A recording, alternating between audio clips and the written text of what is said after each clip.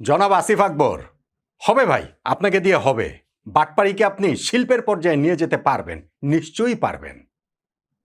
এই বিশ্বাসটা আমার আগে থেকেই ছিল, কিন্তু এখন সেই বিশ্বাসটা ভীষণ রকমের পাকাপোক্ত আপনার ওই ইন্টারভিউটা দেখার পরে, যেইখানটাতে আপনি বলছেন আমাদের ক্রিকেটে মাশরাফিকেও লাগবে, তামিমকেও লাগবে।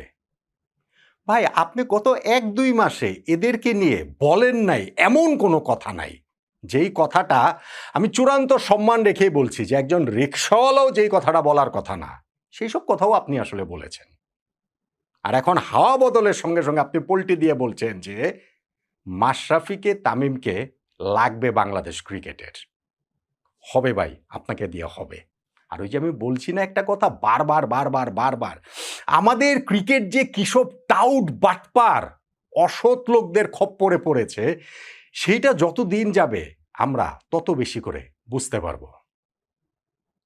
এই আসিফ আকবর, আমি লাস্ট যে ইন্টারভিউটা দিয়েছি সেখানটা দিয়ে শুরু করি। তিনি তার হয়তো বা গানের ক্ষেত্রে হয়েছে, আমি তো বাটপাড়ির ক্ষেত্রে হবে বলছি, গানের ক্ষেত্রে হয়তো বা হয়েছে, আমি ঠিক শিওর না, মানে আমি জানি না, আমি ওইখানটাতে তাকে কোনোভাবেই হেয় প্রতিপন্ন করতে যাচ্ছি না। তিনি গায়ক হিসেবে সম্ভবত জনপ্রিয়, যদিও তিনি যেই জাতীয় গান গান সেইটা আসলে আমি আসলে শুনি নাই, আমাদের শোনার মতো না। ফলে ঠিক আছে, তারপর একটা বিরাট জনগোষ্ঠী তো তাকে, তার গানকে পছন্দ করে, ওই জায়গাটাতে তার হয়েছে। সেইখানটাতেও কি এই বাটপাড়ি উট্টারি কত কিছু করেছেন নাকি সেগুলো তো আর জানি না। কিন্তু ক্রিকেটে আসিফ আকবর আসলে কে, কে সে আসলে? আমি তো ক্রিকেটে তার কন্ট্রিবিউশন দেখি ওই যে একবার শুধুমাত্র বিপিএল চলাকালীন সময় প্লেয়াররা ম্যাচ ফিক্সিং করে এইরকম একটা আলটপকা মন্তব্য করে একটুখানি মিডিয়ার আলোচনায় এসেছিলেন। এর বাইরে ক্রিকেটে তার কোনো অবদান আছে? এইবার যে তাকে ক্রিকেট বোর্ডে ঢোকানো হয়েছে, কিভাবে ঢোকানো হয়েছে? কুমিল্লার ভাই বেরাদারের কোটাতেই তো, তাই তো? তখন যে যুব ও ক্রীড়া মন্ত্রণালয়ের উপদেষ্টা ছিল আসিফ মাহমুদ সজীব ভুঁইয়া, সেই কোটাতেই তো, তাই তো? এই আসিফ আকবর জীবনে কোনোদিন ভেবেছেন বাংলাদেশ ক্রিকেট বোর্ডের তিনি পরিচালক হয়ে যাবেন? তার স্বপ্নের জায়গা কখনো এটা ছিল? ভাই, এখন যত এইসব চাপাবাজি করেন না কেন যে না আমি ক্রিকেট খেলেছি, আমি এই জায়গায় ক্রিকেট খেলেছি, আমার এই ক্লাব আছে, আমার এই সংগঠন আছে, বাংলাদেশ ক্রিকেট বোর্ডের ডিরেক্টর, কামন ম্যান! এইসব আসিফ আকবরদের লেভেলের লোকজন ক্রিকেট বোর্ডের ডিরেক্টর হলে যা হওয়ার কথা ছিল তাই হয়েছে, তাই হচ্ছে। একটা মিশন দিয়ে তাদেরকে বসানো হয়েছে, বাংলাদেশ ক্রিকেট ধ্বংসের মিশন, এবং সেই ধ্বংসের মিশনে তারা একটা পর্যায়ে তো সাকসেসফুলি, যে বাংলাদেশকে টি-20 বিশ্বকাপ খেলতে দেয়নি, এবং সেই চূড়ান্ত সাকসেসটার পথেও তারা চলে যেতে পারত যদি 12ই ফেব্রুয়ারি নির্বাচনে তাদের ওই পছন্দের গোষ্ঠী ক্ষমতায় আসতো। আসিফ আকবর বিএনপি করেন, এইসব গল্প আমাকে বলে লাভ নাই। হ্যাঁ, তারা যে কাদের পারপাস সার্ভ, কিভাবে, কোন উপায়ে করেছেন, এবং তাদের ওই যে কুমিল্লার ভাই বোনেদের কোটায় এসে, তাতে সেটা স্পষ্ট হয়ে গিয়েছে। আর যখন সেই নির্বাচনের ফলাফলটা তাদের পক্ষে আসেনি, জাতীয় নির্বাচনের, পল্টি দিয়ে দিচ্ছেন, মুহূর্তে পল্টি দিয়ে দিচ্ছেন, মুহূর্তে পাল্টা তেলবাজি শুরু করে দিয়েছেন। ভাই আসিফ আকবর, হবে ভাই, আপনার নিশ্চয়ই হবে। আসিফ আকবরের এই সর্বশেষ ইন্টারভিউটাতে একটা যেটা আমি দেখলাম, সেখানটাতে তিনি বলছেন যে আমাদের ক্রিকেটে মাশরাফিকেও লাগবে, তামিম ইকবালকেও লাগবে। এখন তাদের কিভাবে লাগবে, তারা কিভাবে আসবেন, এইটার সঙ্গে অনেক কিছু মিলতে হবে, আমাদের চাওয়া পাওয়া থাকতে হবে, তাদের চাওয়া পাওয়ার সঙ্গে সেই জিনিসটা মিলতে হবে, সরকারের হিসাব নিকাশ সব কিছু রয়েছে।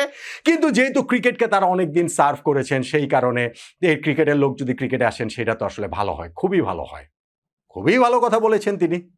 কিন্তু সেই ভালো কথা বলা ভালো মানুষটি জনাব আসিফ আকবর গত এই 4 মাস কোথায় ছিলেন রে ভাই? তখন বিভিন্ন ইন্টারভিউতে এই মাশরাফি তামিমকে নিয়ে তিনি কি বলেছেন রে ভাই? তিনি কি বলেন নাই যে মাশরাফি, সাকিব তারা যে রাজনীতিতে যোগ দিয়েছে লোভে পড়ে যোগ দিয়েছে? তিনি কি বলেন নাই যে তাদের ওই সময় রাজনীতিতে যোগ দেওয়াটা এইটা ক্রিকেট বোর্ডের আইন লঙ্ঘন করেছে, দেশের আইন লঙ্ঘন, ভায়োলেট করেছে? এগুলা কি তিনি বলেন নাই?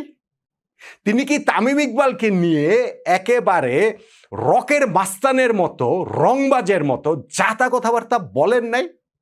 তিনি কি বলেন নাই যে তামিম ইকবাল এই যে ক্রিকেট বোর্ডকে অবৈধ বলছে, তিনি, আমরা 25 জন ডিরেক্টর আছি, 26 নম্বর ডিরেক্টর হিসেবে সেই সব কথাবার্তা বলছে, অতএব আমাদের আরেক ডিরেক্টর এম নাজমুল ইসলাম যে তাকে ভারতীয় দালাল বলেছে, ইট মারলে তো পাটকেল খেতে হবে, এই কথা কি তিনি বলেন নাই? তিনি কি খুব স্পেসিফিক্যালি বলেন নাই তামিমের ওই কথার প্রেক্ষিতে যে তামিমের ওই ইন্টারভিউ কথাবার্তা আমি দেখেছি। তিনি যেই সব কথাবার্তা বলেছেন সেইটা বাংলাদেশের সঙ্গে যায় না, সেইটা বাংলাদেশের স্বার্থের সঙ্গে যায় না, বাংলাদেশের সম্মানের সঙ্গে যায় না, বরং পার্শ্ববর্তী একটা দেশকে সার্ভ করার মতো কথা তামিম বলেছেন, পার্শ্ববর্তী একটা দেশের এজেন্ডা বাস্তবায়নের কথাতে তামিম বলেছেন, নতজানি কথাবার্তা তামিম বলেছেন। এগুলা কি তিনি বলেন নাই? এখন সেই তামিমকেই আপনার দরকার, এখন সেই মাশরাফিকেই আপনার দরকার। ভাই মাশরাফি তো কোনো কিছুর মধ্যে নাই, তাই তো? সেই মাশরাফিকেও রেফারেন্স হিসেবে আপনি নিয়ে আসেন নাই, তামিমকে সহ সাকিবকে আপনি প্রমোট করার জন্য, যে না সাকিব আল হাসান বাংলাদেশে এসে খেলতে পারবে না কেন, যদি মাশরাফি দেশে থাকতে পারে, 3 আগস্ট যিনি হচ্ছে গিয়ে যে কে কোথায় গিয়েছে কি করেছে, সো তারাও যদি থাকতে পারে, সেও যদি থাকতে পারে, তাহলে সাকিবও বাংলাদেশে আসতে পারবে। তামিমকে খোঁচা দিয়ে বলেন নাই আপনি? এই যে এখানে সাকিবকে বড় করেছেন, মহান করেছেন, মাশরাফিকে বড় করেছেন, মহান করেছেন না। মাশরাফি তামিমের রেফারেন্স ওই সময় আপনারা দিয়েছেন, কারণ আপনি দিয়েছেন, কারণ ওই সময় সাকিবকে আপনাদের প্রয়োজন। সাকিব বাংলাদেশে আসবে এই জিনিসটা খাইয়ে দেওয়া আপনাদের প্রয়োজন। এবং বোর্ড মিটিংয়ে আমাকে একাধিক বোর্ড ডিরেক্টর বলেছেন যে এই জিনিসটা ক্রিকেট বোর্ডের মাথায় দেওয়ার, এটা হচ্ছে আপনার ব্রেন চাইল্ড জনাব আসিফ আকবর। আপনি এটা বলেছেন যে আজকে তো বাংলাদেশ টি-20 বিশ্বকাপ থেকে অফিসিয়ালি আউট হয়ে গেল, অতএব মানুষের দৃষ্টি ঘুরিয়ে দেওয়ার জন্য সাকিবকে আবার বাংলাদেশের জার্সিতে আমরা খেলাতে চাই, বাংলাদেশ ক্রিকেট বোর্ড সেই জন্য ওপেন রয়েছে। এই কথা আজকে মিডিয়াকে বলে দেই, বলেছেন তো। এবং সেই সময় তো ওই যে সাকিবের কথা রেফারেন্স ট্রেনে মাশরাফি তামিমদের কথা বলেছেন না আপনি? এখন তামিমকে আপনাদের বোর্ড ডিরেক্টর, আপনার কলিগ এম নাজমুল ইসলাম বলেছিলেন ভারতীয় দালাল, সেইটাকে আপনি কি ফিয়ার্সলি ডিফেন্ড করেছেন, কি তুচ্ছতা ছিল আপনি তামিম ইকবালকে করেছেন যে এই তামিম পার্শ্ববর্তী একটা দেশের পারপাস সার্ভ করছে। পার্শ্ববর্তী দেশ মানে ভারত, ভারত ভারত বিরোধী জিগির রয়েছে। আপনারা ভেবেছিলেন যে নির্বাচন আসলে সেই জিগিরটা জিয়ে রাখা প্রয়োজন, অতএব সেভাবে বলেছেন। পার্শ্ববর্তী একটা দেশের এজেন্ডা বাস্তবায়ন তামিম করেছেন। বলেছেন না এইসব? আপনারা বলেছেন তো, আপনারা না, আপনি বলেছেন, স্পেসিফিক্যালি জনাব আসিফ আকবর আপনি বলেছেন। এখন আপনি এরকম পল্টি দিয়ে দিলেন, এখন আপনার অল অফ এ সাডেন মনে হলো যে বাংলাদেশ ক্রিকেটে মাশরাফিকে প্রয়োজন, তামিমকে প্রয়োজন। আচ্ছা, গত এই 1 মাস 2 মাস 3 মাস 4 মাসে মাশরাফি সাকিব কি নতুন কিছু করেছেন যেই কারণে ক্রিকেটে তাদের প্রয়োজন আজকে অনুভূত হয়েছে? গত 3-4 মাস ধরে সেটা অনুভূত হয়নি। কিছু করেননি তো তারা নতুন করে, ক্রিকেটে তাদের নতুন কোনো কন্ট্রিবিউশন নাই। কিন্তু তখন ওই সুরে কথা বলেছেন, কারণ ওই সময়টা আপনি ছিলেন ওই হাওয়ার মধ্যে, একটা বাবলের মধ্যে ছিলেন আপনি এবং আপনারা, যে না 12ই ফেব্রুয়ারির নির্বাচন হবে, আমাদের কাঙ্ক্ষিত দল, আমাদের প্রার্থিত দল, আমাদের স্বপ্নের দল ক্ষমতায় চলে আসবে দেশের, ফলে এদেরকে আমরা উড়িয়ে ফেলবো, এদেরকে তুচ্ছ তাচ্ছিল্য করে ক্রিকেটটাকে ধ্বংস করার শুরুটা আমরা ওয়ার্ল্ড কাপ না গেলে করি, পরবর্তীতে ক্রিকেট আমরা শেষ করে দিব। আর এখন যখন সেই ফলাফল পক্ষে আসেনি, শুরু করে দিয়েছেন তেলবাজি, শুরু করে দিয়েছেন পোল্টি মারা। অতএব ভাই আপনার হবে, জনাব আসিফ আকবর আপনার হবে। বাংলাদেশের মতো দেশে এরকম পোল্টিবাজরাই শেষ পর্যন্ত গিয়ে অনেক উপরে উঠতে পারেন। কিন্তু আমার কাছে সবসময় এই যে টেনিওরটা, আমিনুল ইসলাম বুলবুল ভাইদের সময় যে টেনিওরটা, সেই টেনিওরটাকে বিসিবির সবচেয়ে ব্যর্থ টেনিওর বলে মনে হবে। এবং সেইখানটাতে যাদেরকে সিম্বলাইজ করতে হবে, সেই সিম্বলাইজ করার যে 25 জন ডিরেক্টরকে তো আর সিম্বলাইজ করা যায় না, যেই কয়েকজনকে দিয়ে করা যায়, obviously Bangladesh cricket board president Aminul Islam Bulbul ভাই সেখানটাতে থাকবেন, অবভিয়াসলি জনাব আসিফ আকবর আপনি থাকবেন, অবভিয়াসলি এম নাজমুল ইসলাম নামক একজন অখ্যাত সংগঠক যিনি বিপুল বিখ্যাত হয়ে গিয়েছিলেন ওই যে একটা এজেন্ডা বাস্তবায়নের কথাটা বলে, তারা আপনারা আসলে থাকবেনই। এই আসিফ আকবর আমি খুব আশায় আছি আপনি যে কোনো দিন কিন্তু আমিনুল হক, আমাদের যে ক্রীড়া প্রতিমন্ত্রী হয়েছেন নতুন, তার সম্পর্কে খুব ভালো ভালো কথা বলবেন। আপনি শুরু করেছেন, আপনি আজকে তামিমকে দিয়ে, আপনি আজকে মাশরাফিকে দিয়ে শুরু করেছেন, আপনি আমিনুল হক পর্যন্তও যাবেন। অথচ এই কয়েকদিন আগে, এই কয়েকদিন, আমার ধারণা ওই যে মাসখানেকও হয় না, আপনি ইন্টারভিউতে বলেছেন না, অনেক ইন্টারভিউতেই বলেছেন যে এই আমিনুল হক সে এত কথা বলে কেন, ক্রিকেট নিয়ে এত কথা বলার কি আছে, ফুটবল তো ধ্বংস হয়ে যাচ্ছে সেগুলো নিয়ে এত কথা বলে না, ক্রিকেট নিয়ে কথা বলার এখতিয়ার তাকে কে দিয়েছে? এখন তো তিনি ক্রীড়া প্রতিমন্ত্রী, এখন বোধহয় তার এখতিয়ারের জায়গাটা তৈরি হয়েছে। এবং এখন আপনার তেলের ডিব্বাটা নিয়ে আমিনুল হককে আবার একটুখানি তৈলমর্দন করার সময়টাও আসলে হয়ে গেছে বলেই আমার কাছে মনে হয়। শুরু করেছেন মাশরাফিকে দিয়ে, তামিমকে দিয়ে, সাকিবকে দিয়ে, সেটা আমিনুল হক পর্যন্ত আসলে যাবে। হবে ভাই জনাব আসিফ আকবর, আপনার হবে। কেননা এই বাটপাড়িকে শিল্পের পর্যায়ে নিয়ে যাওয়ার জন্য পোল্টিবাজিটা খুবই গুরুত্বপূর্ণ একটা উপাদান। তেলবাজিটা, পাল্টা তেলবাজিটা খুবই গুরুত্বপূর্ণ উপাদান।